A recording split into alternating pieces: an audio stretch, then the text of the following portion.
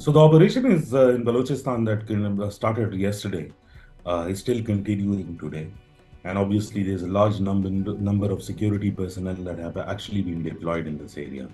We also have a confirmation of the special support group being called in.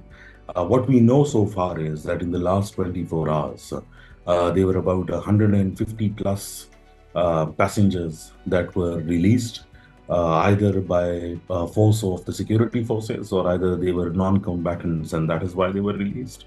We also have confirmation that there were about 426 passengers, and this is the official list made available by the Pakistan Railways that they were traveling through this.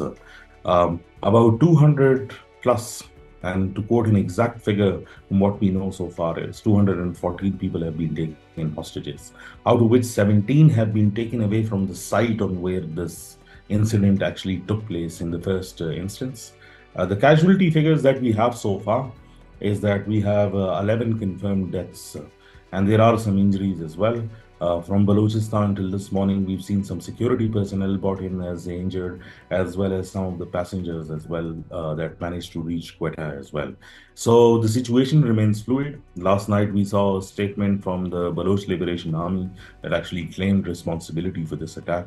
And they said that they were looking forward for a negotiation for the release of these hostages, in which they thought that some of their affiliated members that were arrested by the Pakistani state would be released. And I spoke to some officials this morning, and they did say that they had not received any list of any people apart from some random affiliated social media of the Baloch Liberation Army that named one or two people. There was no consolidated list on actually who they wanted to be released. So that's a dead end for now.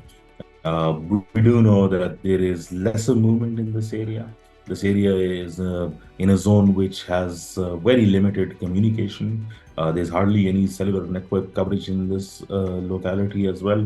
So the information, reaching us is in bits and pieces. While we're trying to reach out to officials to ascertain the facts as well.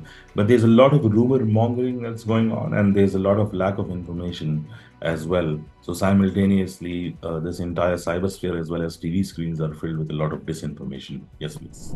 See, in terms of what is an intelligence failure, basically? Intelligence, the way that it is usually disseminated, is a prior warning in terms of a situation that's going to go bad.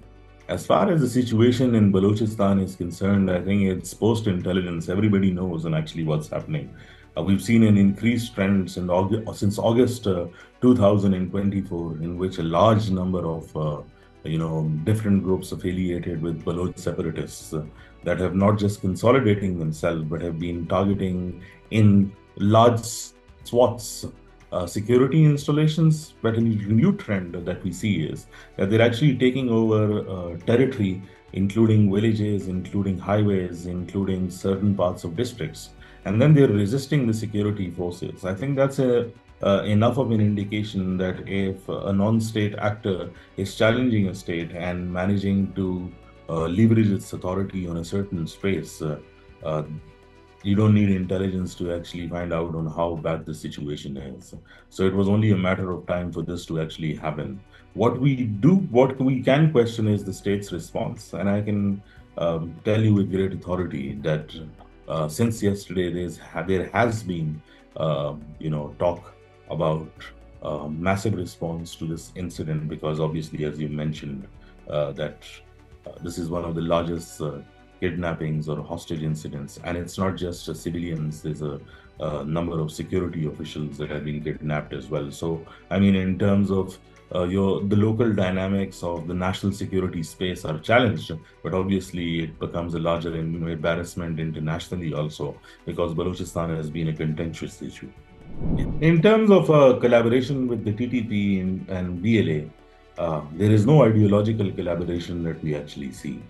It is supposed to be a logistical collaboration, or more of an operational alliance, as you might call it, in terms of the counter-terrorism narratives and jargons.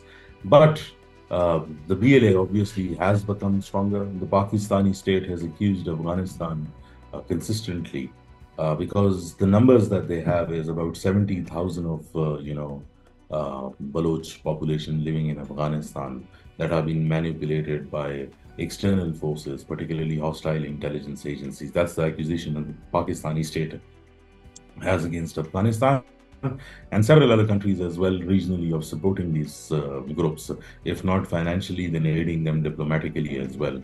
So I think that in order to sort of address this, it has to be a multi-sectoral approach. The first part obviously has to be a kinetic response because every state, when its writ is challenged, they will definitely come after the abettors as well as those that are, involved, directly involved.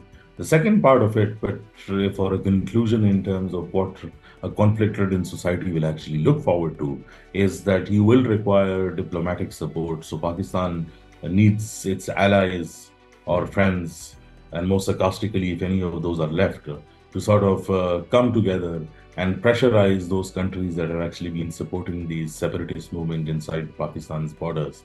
And then the third part will obviously be for which you require larger hearts, and that requires a political process, and political forces need to come to the forefront, in which you either move through a general amnesty model or either you go for political reconciliation in the longer term. But I think that all of these go into three different categories. There's short term, there's medium term, and then there's long term.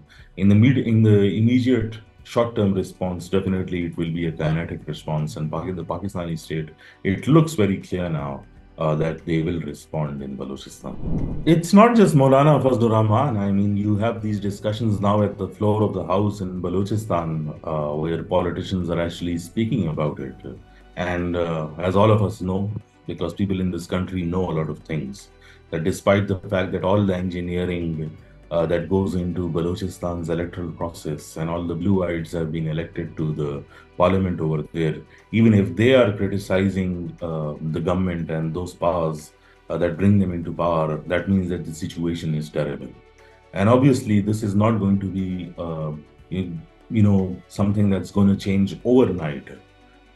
Right now, this hostage situation and how it will develop will determine the future course of action. But certain things are very, very clear that this is one of the biggest, hostage negotiation or terrorist attack, as you might call it, on the territory of Pakistan.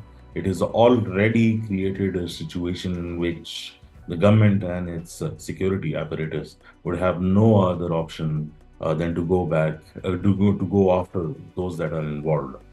But amidst that, the sense that needs to prevail that the long-term solution will always be political. It will always be, what they would require is that they would need a political process to sort of streamline that none of this happens in the future and that the grievances of Balochistan are addressed. Whether that happens or not, I think if history of politics within Balochistan is a marker to actually judge all of it, I think it should take at least somewhere between 20 to 30 years for these problems to be resolved if the state of Pakistan starts right now. But however, a process is required. And nonetheless, the response at this point will be kinetic.